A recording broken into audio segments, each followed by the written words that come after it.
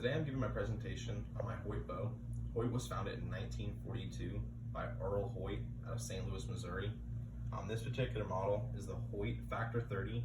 It was founded in 2000, or started production in 2014, and it ran all the way up until 2015 before it was replaced by the Hoyt Defiant.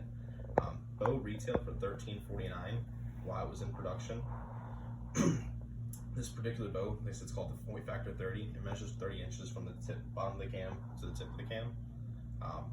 What that's nice is you're actually able to get in and out of the woods very easily because of how compact it is, which is very vital to getting into certain spots because the woods get very tight. Deer, not as tall as we are, able to get into some very tight places. This bow actually has 60 pounds of force to draw back, so its drawback weight is 60 pounds.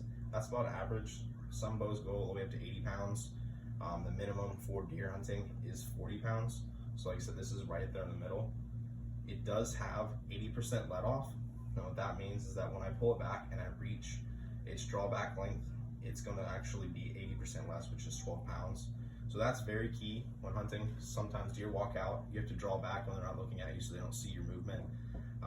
And they're gonna be not in range or in a right spot to shoot for some period of time.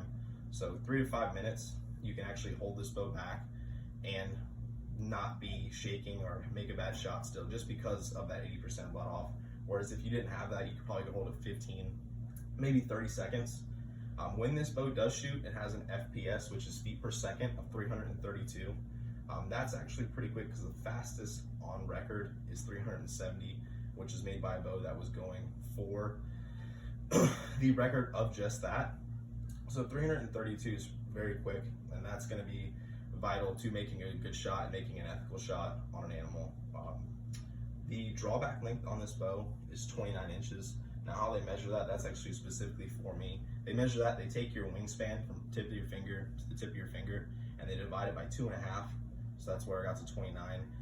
That's crucial because if you don't have the right drawback length, you're not going to be able to set your anchor point, and which your anchor point is where you draw back and you hold the bow. Mine's at the tip of my lip, on the right hand side. If you don't have the same anchor point every time, you're not going to be very accurate. So if it's too short, then you're not going to be accurate with your arm holding it steady, and you're not going to be able to set the same anchor point, you're going to be off. If it's too long, then you're actually not going to be able to draw back the bow. The drawback length also determines how long your arrows are. So if your drawback length is not measured correctly, your arrows are not going to be long enough or too short. If they're too short, they can actually fall off your rest, shoot you in the hand. Very, very dangerous. If they're too long, they're going to wobble too much when you shoot, and they're going to hit off target.